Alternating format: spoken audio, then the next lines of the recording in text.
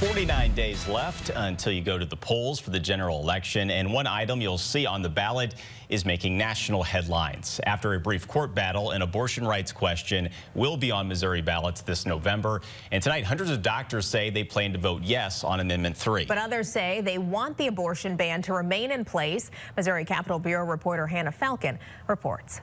Decisions around reproductive health can be the most painful and personal that people ever have to make. Dr. Betsy Wickstrom treats high-risk pregnancies in Kansas City, Missouri. Since Missouri's abortion ban snapped into place 2 years ago, Wickstrom says she's sending patients over state lines for abortions in the most extreme cases. They're sitting in my exam room with blue lips, tugging for breath, literally suffocating in my exam room.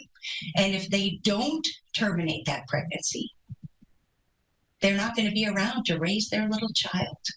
But can I do anything about that here in Missouri?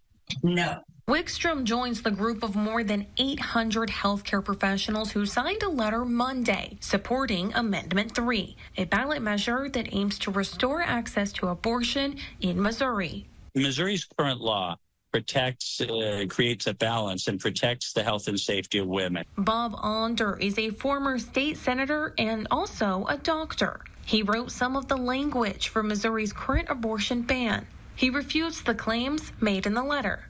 Miscarriages can be handled, pregnancy complications can be handled just fine under current Missouri law, just like they have by pro-life obstetricians and gynecologists for many years. However, Wickstrom believes abortion is part of reproductive health care.